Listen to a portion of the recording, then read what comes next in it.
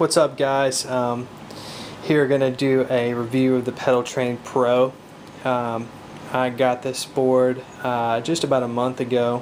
Finally put all my stuff on it and filled it up as much as I could. This is all the stuff I had. Would love to put more on it, but we'll save that for another time. But anyway, just wanted to show you how I run my signal from guitar to amp. So we will start with the Crybaby, the wah. Had this pedal for a long time, got it zip tied, but from there we go into the Dynacomp MXR. This stays on about 100% of the time. Favorite pedal by far. I'm sure I would love the Keeleys, but right now I'm loving this one. Then we go into the Tube Screamer, standard, reissue, set like that. Then we go into the Porcaloin. This is my favorite overdrive pedal. It gets a really good natural warm sound to it. So from there we go on over to the Full Drive 2. Nothing special, like it's set like that. And then from there we go into the Rat. There's usually I've seen a lot of mixed reviews on the Rat. People saying it's too harsh, too this, too that. I think anybody would be able to find a sweet spot on it. This is mine. I like it set like that. And so from there we go into the Chromatic Tuner, the staple for every pedal board. And from there we go into the Pog 2. This is a killer pedal. I'm having a lot of fun with this one. You get 8 presets. Dial in whatever you want for each preset, save it, and then recall it back with the preset button at the bottom.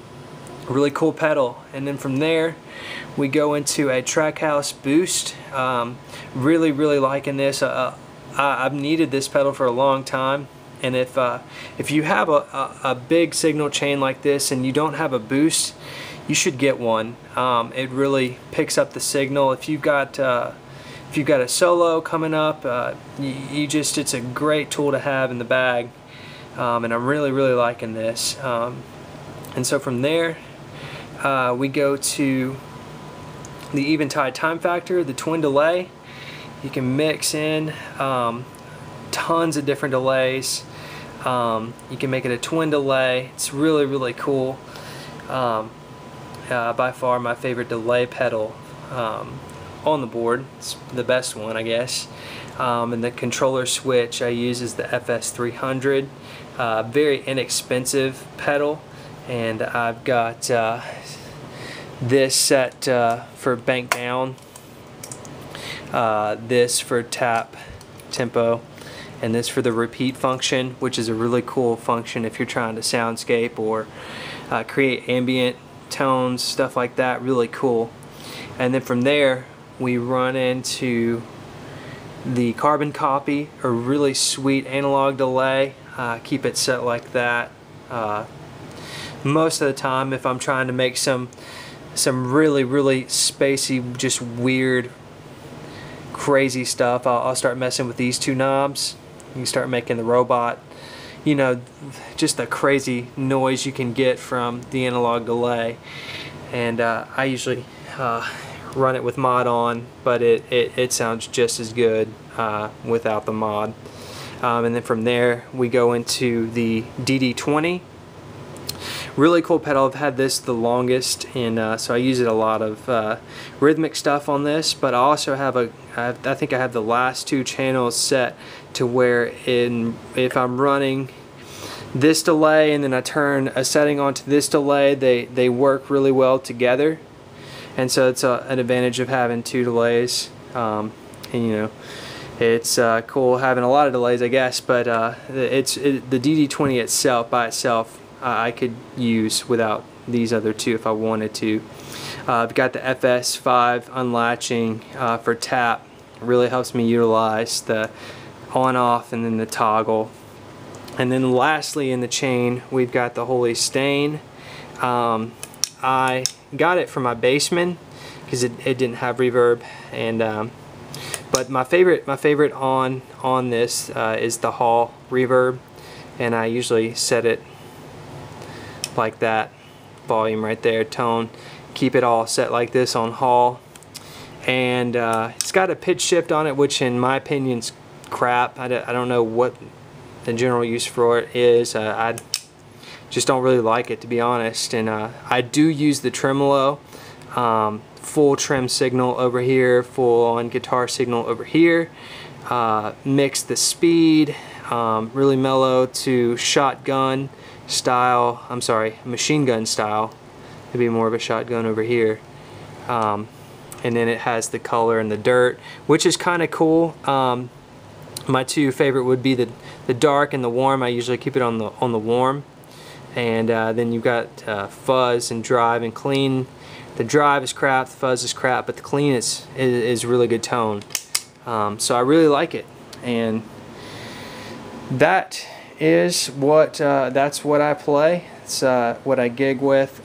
This is an older Pedaltrain Pro, so I'm going to show you. I'm going to flip it up here and kind of show you underneath the board what I did to it. This being an older model, I had to kind of fabricate a way to fit in the power supplies, the ISO 5 and the Power Plus 2. And what I did was this bar running across the bottom here, that was original, that was already there. And I had to take a Dremel tool and cut into it a spot deep enough to fit in this device, and then weld on this top bar to screw in the bracket. I didn't know that this was an older model board, and I didn't know that these units wouldn't fit in the older board, and I didn't know I was going to have to fabricate on it. But actually, truth be told, the fabrication part of it was actually really fun. So it took me a couple of hours, and it was a fun project, but it was a little unexpected. So if you can find an older board for a really good price, if you can, and don't mind the work that it would take to fabricate on it, then it's a fun project. If not, I would ask what model it is, if it accommodates the power supplies underneath before I get it. Otherwise, you'll be kind of pissed off when you find out that it doesn't fit. But anyway, another cool thing if you look, you can get these really cool right angle plugs to fit into the back, the IEC cords, and I have two of them, and I have them, and so that they're flush with the edge of the board, so you can fit it in and out of the case really well, and it's just out of the way.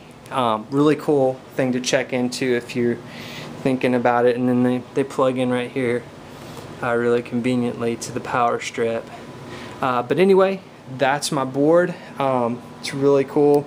Leave comments, let me know what you think of each of these pedals. If you have them, one of these pedals, and you've got some ideas, some settings that you like on one of these pedals, let me know. I'm always looking for some advice, some suggestions, opinions, anything. Send me a message. But most of all, thanks for looking, and we'll talk to you later.